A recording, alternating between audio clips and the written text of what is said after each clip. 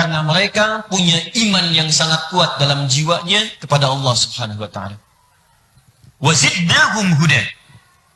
Dan dengan keimanan itulah kemudian mereka diberikan semua kemudahan dalam kehidupannya. Jadi Bu, kata Al-Quran tuh begini, kalau iman itu kuat dalam jiwa, maka tinggal di tempat sederhana pun, hidup terbatas pun, itu akan nikmat. Saking dahsyatnya kaget tuh benda bunyi bum gitu. Gitu.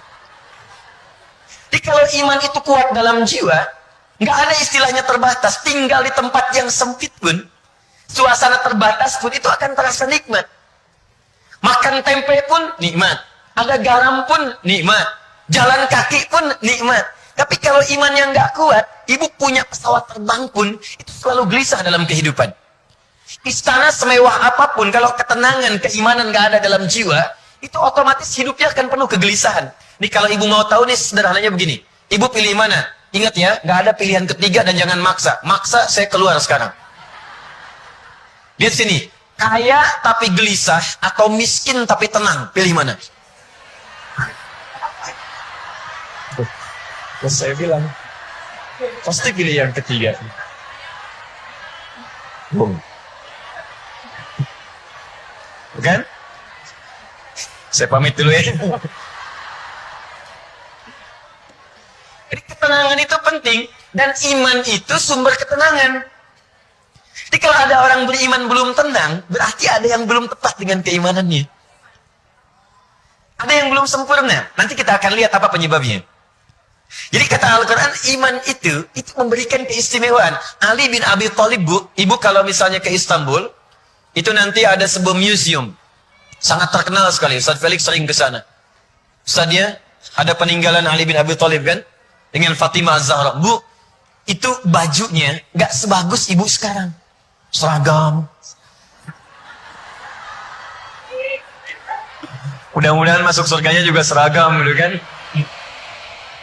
Ini pertimbangannya matang Ustaz pakai seragam begini. Kadang istihara dulu. Papa, Mama pakai apa ya besok? Hijau atau kuning? Masya Allah. Kata suaminya hijau deh mah. Ya, kata mamanya kuning deh Pak. Tuh. Nanya tapi udah punya jawaban. Begitu keluar merah. Dua, terakhir saya tutup. Setelah itu kembali ke Ustaz Felix. Saya hanya ingin sampaikan. Sebetulnya imannya itu sudah sampai ke jiwa atau belum sih gitu. Sudah tenang atau belum? Nyaman atau belum? Terakhir yang ketiga Bu. Ada 5, saya ambil 3 saja. Orang yang imannya benar, tak peduli laki-laki atau perempuan, tak peduli dia kaya atau cukup, besar atau kecil, kalau benar dia beriman kepada Allah Subhanahu wa taala, itu langsung mendapat kabar dari Allah, dia akan dijamin kebahagiaan dan kesuksesan hidupnya, profesi apapun yang ia jalani saat di muka bumi.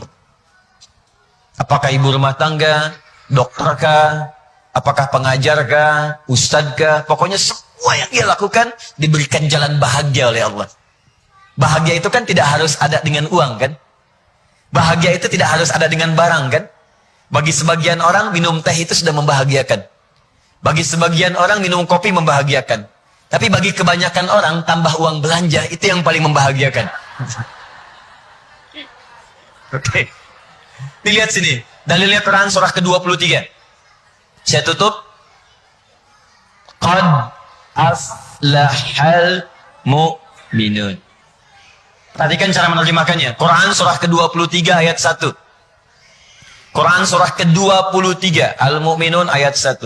Qad aflahal mu'minun. Baik, saya akhiri.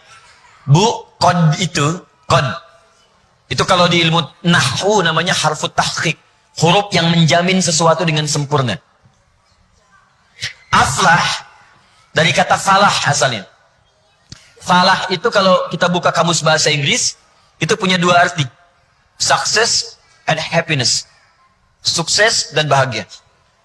Kalau sukses saja belum tentu bahagia, itu fauz namanya. Turunannya fauzi, faizah, faizan, fauzan, faizin, itu fauz. Disebutkan turunannya 29 kali dalam Al-Quran. Jadi kalau ada yang namanya ibu faizah, itu ibu yang diharapkan sukses dalam hidupnya. Ya, walaupun belum tentu bahagia. Ya, itu fauz. Ada yang bahagia. Kalau bahagia saja, belum tentu sukses. Itu farah namanya, farihah. Perempuannya Farah. Laki-lakinya Farhan. Muhammad Farhan. Ya, Farah misalnya kan.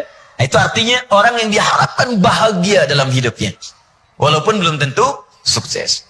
Tapi kalau Anda gabungkan bahagia dengan sukses, maka disebut falah namanya. Falahun.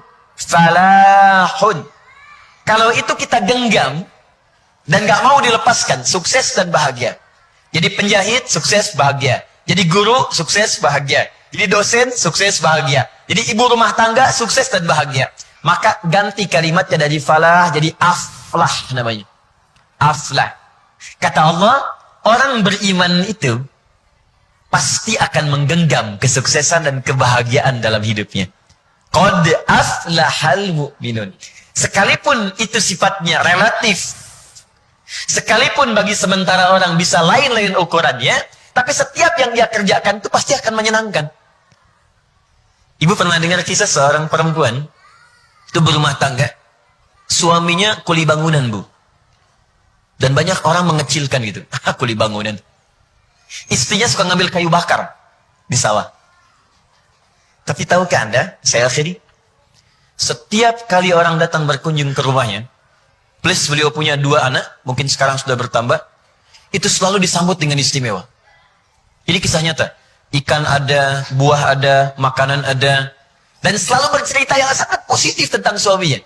Kata istrinya, Abi itu kalau kerja pulang, bawa uang banyak sekali. 500.000 sebulan. Itu banyak. Tuh kan? Bagi sementara orang mungkin cukupnya untuk pulsa saja.